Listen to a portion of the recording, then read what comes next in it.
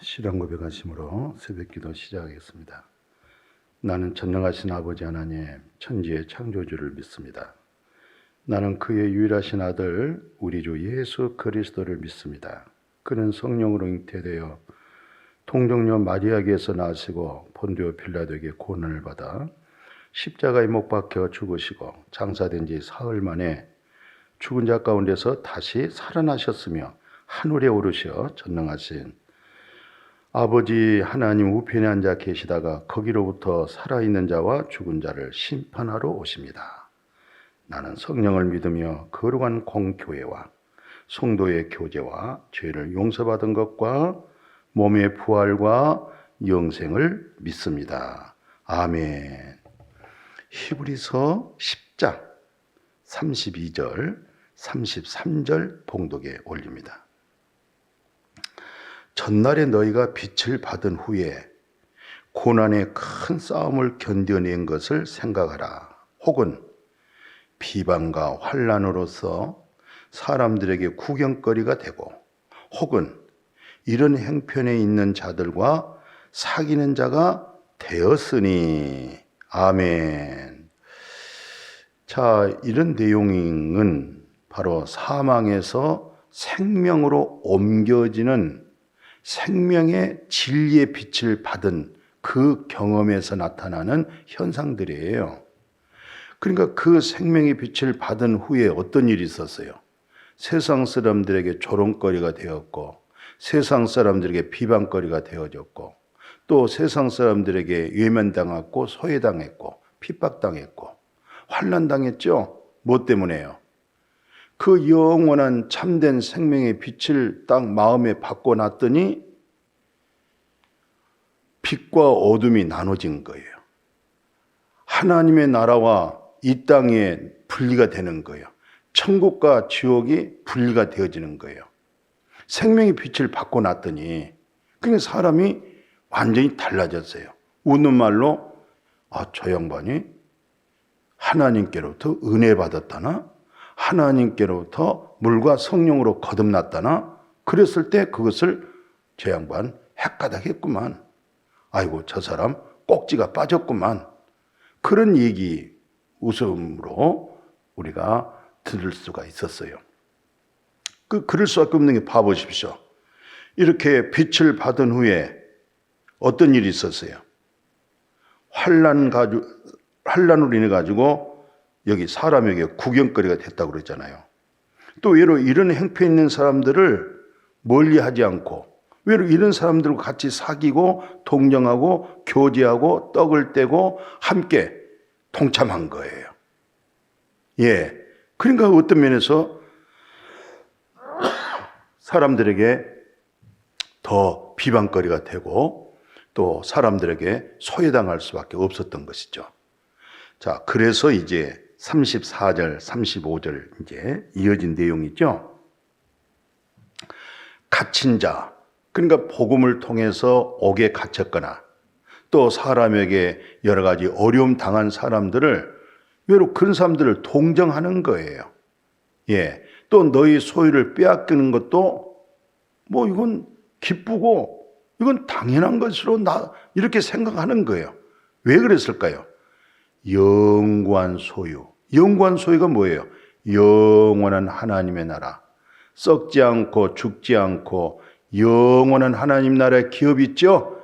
영원한 소유가 있는 줄을 빛이 들어오니까 알아지는 거예요. 이건 사람이 듣고 배운 믿음이 아니라 진리의 생명이 들어오니까 이게 바로 진리였구나. 이게 바로 영원한 것이구나. 이게야말로 참된 것이구나. 이게 바로 산 소망이구나. 이게 바로 이 땅에 한 번 죽는 것으로 끝난 것이 아니고 후에 심판이 있는데 이 생명의 빛을 받은 자들은 생명책의 이름이 기록되어져 있기 때문에 주님의 나라로 그냥 옮겨진 거잖아요. 하나님이 무슨 공의와 정의의 심판에서 벗어난 사람들이잖아요. 이미 하나님의 공의의 심판은 예수 그리스도께서 십자가의 죽음으로 끝난 거죠. 바로 그런 분들이 다 구원받은 사람들이에요. 생명의 빛비침 받은 사람들이에요. 그러니까 완전히 인생관이 달라진 거예요. 보이는 것만 추구하는 삶을 살다가 보이지 않고 영원한 것을 바라보는 그런 믿음. 그게 세상 사람들이 이해를 하겠어요? 세상 사람들이 용납하겠어요? 그러니까 어떤 면에서 세상의 구경거리가 된 거죠. 또 그 복음 전하다가 옥중 생활한, 물론 대한민국은 복음 전하다가 옥중 생활한 사람 아니지만은 중동 같은 경우는요, 복음 믿었다, 예수 믿었다, 뭐 구원받은 이 말씀을 증거한다, 여전히 출교당합니다. 감옥에 들어갑니다. 더 심하면 다 사형집행 받는 거예요. 예수님 당시에도 예수 믿는다, 그러면 그건 출교당하는 거예요. 그거 쉽지 않습니다. 우리는 정말 복 중에 복을 받은 거예요. 이 신앙의 자유가 얼마나 놀라운 축복입니까? 뭐 교회 가지 마라, 교회 못 나가도록 법을 정했어. 견디겠습니까? 북한이 예수 믿는 사람들끼리 모여서 교제하고 예배 드립니까? 안 되잖아요. 예, 생명의 빛을 받으면 어둠이 물러가요. 공산주의가 무너져 버려요. 인본주의가 깨져나가요. 그러니까 외로 핍박이 있을 수밖에 없죠. 박해를 받을 수밖에 없죠. 그러나 그런 박해 속에서도 끝까지 믿음을 지키는 이유가 어디 있어요? 영구한 산업이 우리에게 있다는 것이죠. 자, 그래서 오늘 그 계시록 같은 내용을 한번 참고해 볼까요? 먼저 히브리서 10장 36절에 이런 내용이 있죠. 짧지만은, 자, 이렇게 여러 가지 많이 어려워요. 힘들죠? 이런 때 뭐가 필요하겠어요? 인내가 필요합니다. 인내. 끝까지 바라보고, 끝까지 참고, 끝까지 견디고, 인내하는 자가 승리하는 거예요. 오늘날 많은 사람들이 처음에 신앙생활에 출발해요. 어떤 분은 10년도 하고 20년도 하다가 어떤 사람들은 졸업한 사람 많아요. 그러나 정말 그 안에 생명의 빛이 비춰졌어. 그 속에 그리스도의 영이 계셔.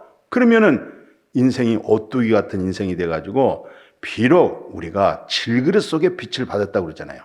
넘어지고 쓰러지고 깨지죠. 금가지요. 그러나 그래도 그 질그릇 속에는 뭐가 있어요? 빛이 있는 거예요. 그리스도가 있는 거예요. 생명이 거하고 있는 거예요. 그러니까 오뚜기처럼 벌떡 자빠졌다가 그리스도로 세워지는 거예요. 그러나 근본적으로 종교생활한 사람,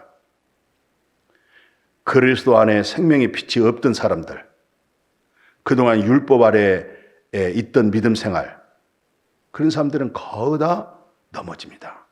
그리고 일어나지는 못합니다.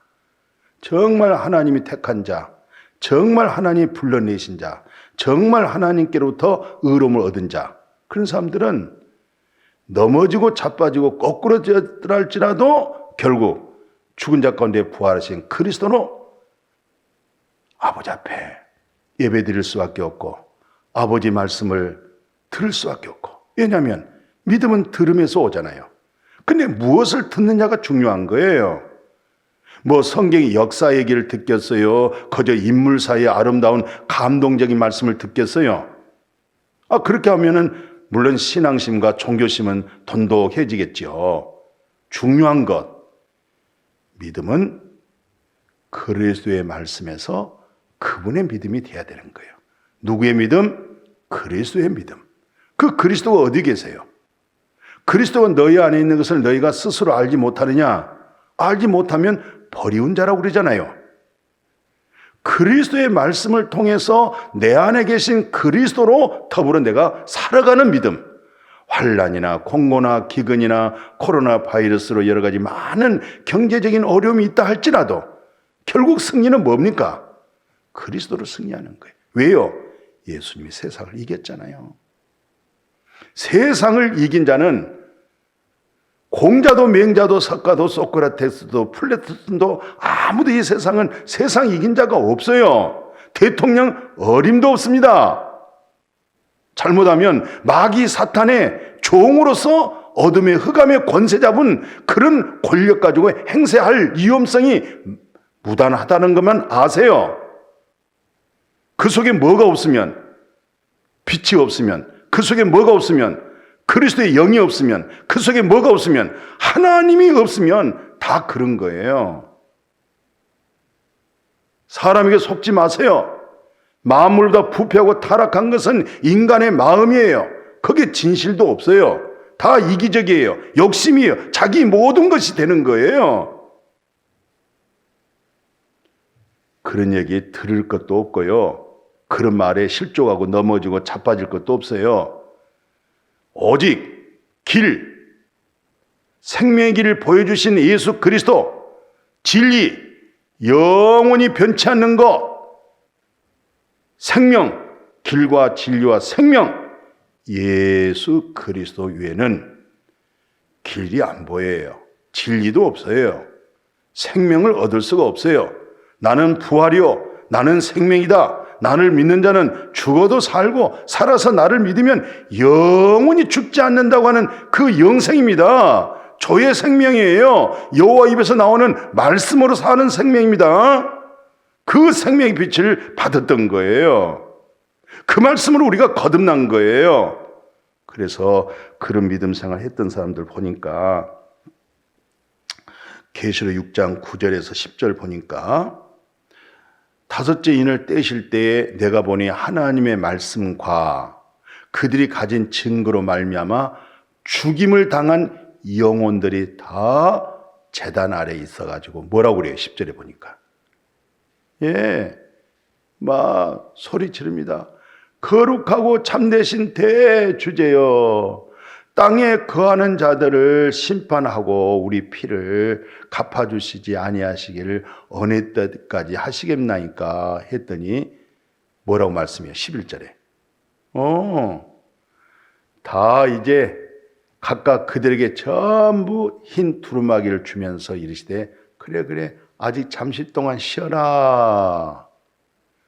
그들의 동무 종들과 형제들도 자기처럼 죽임을 당하여 그 수가 차기까지 하라. 그러니까 분명히 죽음은 당했는데, 육체의 죽음은 당했는데 영혼은 전부 살아있잖아요. 그죠? 전부 살아가지고 잠깐 기다려라.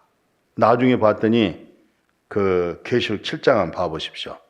13절 14절 보니까 장례 중 하나가 응답하여 뭐라고 얘기하냐면 이 흰옷 입은 자들이 누구예요? 이 흰옷 입은 자들이 어디서 왔어요? 이렇게 물었어요. 그때 뭐라고 대답했냐면은 하나님이 그에게 이렇게 대답해줘요.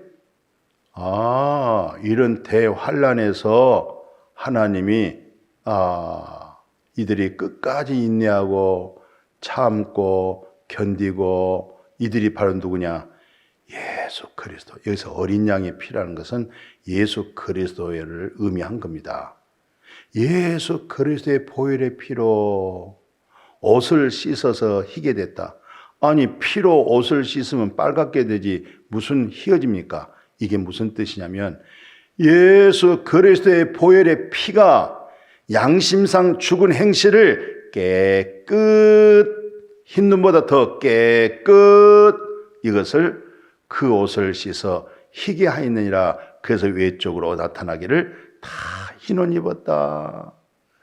외적인 흰옷이란 것은 내면 속에 만물보다 부패하고 타락한 거짓된 마음, 진실도 없고 인애도 없고 마귀 사탄의 종된 그런 마음, 거기에 예수의 피가, 어린 양의 피가 마음에 한 방울 뚝 떨어지면, 말씀의 속량이 이루어지면, 말씀의 진리가 이루어지면 깨끗한 그 은혜, 그것을 외적으로 흰옷 입었다.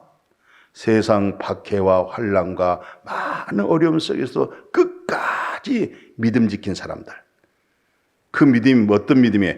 영혼 구원받은 믿음이에요. 그래서 우리는 뒤로 물러가 침륜에 빠질 자가 아닙니다. 어떤 믿음이길래요? 영혼 구원. 그래서 내 영혼이 은총 입어 중한 재짐 벗고 보니, 벗어봤더니 초막이나 궁궐이나 내가 있는 곳에 하나님의 나라, 그 가운데 먹고 마시고 살아갈 수가 있는 거예요.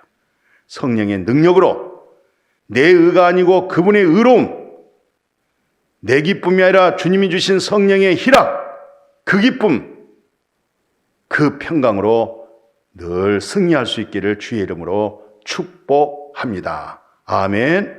거룩하신 아버지, 빛을 받은 후에 받은 고난, 당했던 어려움, 다 그리스도로 이김이 되고 끝까지 인내하고 어떤 상황에도 사람 말 듣지 말고 거짓된 말에 좌우로 치우치지 말고 여호와 하나님의 말씀에 집중하여 그 말씀에 사로잡혀서 그 말씀 안에 거하는 믿음으로 살아가게 하여 주시옵소서. 예수님의 이름으로 기도드렸습니다. 아멘.